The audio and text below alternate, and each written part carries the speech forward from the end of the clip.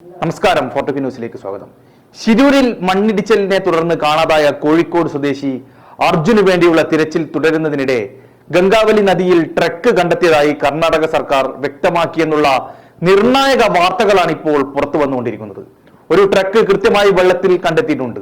നാവികസേനയുടെ ആഴത്തിലുള്ള മുങ്ങൽ വിദഗ്ധർ ഉടൻ നങ്കൂരമിടാൻ ശ്രമിക്കും. ലോങ് ആങ് ബൂമർ എക്സവേറ്റർ നദി ഡ്രഡ്ജ് ചെയ്യാൻ ഉപയോഗിക്കും. നൂതന ഡ്രോൺ അടിസ്ഥാനമാക്കിയുള്ള ഇന്റലിജന്റ് അണ്ടർഗ്രൗണ്ട് ബരീഡ് ഒബ്ജക്ട് ഡിറ്റക്ഷൻ സംവിധാനവും തിരച്ചിലിനായി വിന്യസിച്ചിട്ടുണ്ട്.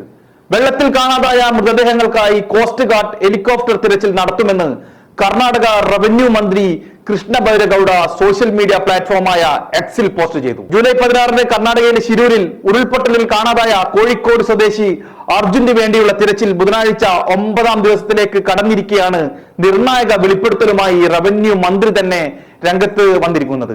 ലോഹഭാഗങ്ങളുടെ സാന്നിധ്യം സൂചിപ്പിക്കുന്ന സോണാർ സിഗ്നൽ കണ്ടെത്തിയ ഗംഗാവലി നദിയിൽ തിരച്ചിൽ നടത്തുന്നതിന് ബുധനാഴ്ച രാവിലെ ഒരു ലോങ് ബൂം എക്സാവേറ്റർ സ്ഥലത്തേക്ക് കൊണ്ടുവന്നിരുന്നു.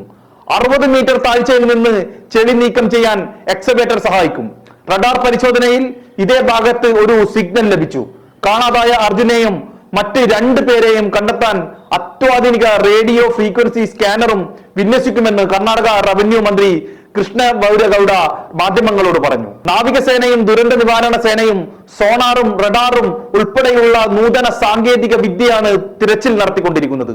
മുൻ സൈനിക ഉദ്യോഗസ്ഥൻ എം ഇന്ദ്രപാലനും അത്യാധുനിക നിരീക്ഷണ ഉപകരണങ്ങളുമായി ദൗത്യത്തിൽ പങ്കുചേരുന്നുണ്ട്. ഭൂമിയുടെ ഉപരിതലത്തിന് താഴെയുള്ള ചിത്രങ്ങൾ പകർത്താൻ റേഡിയോ തരംഗങ്ങൾ ഉപയോഗിക്കുന്ന ജിയോ ഫിസിക്കൽ രീതിയായ ഗ്രൗണ്ട് പെനസ്ട്രേറ്റിംഗ് റഡാറാണ് അന്വേഷണത്തിൽ ആദ്യം ഉപയോഗിച്ചത്. തിരച്ചിലിൽ സഹായിക്കാൻ ദക്ഷിണ കന്നഡ ജില്ലയിലെ സൂറത്കലിലുള്ള നാഷണൽ ഇൻസ്റ്റിറ്റ്യൂട്ട് ഓഫ് ടെക്നോളജിയിൽ നിന്നുള്ള 4 വിദഗ്ധ സംഘവും എത്തിയിട്ടുണ്ട്.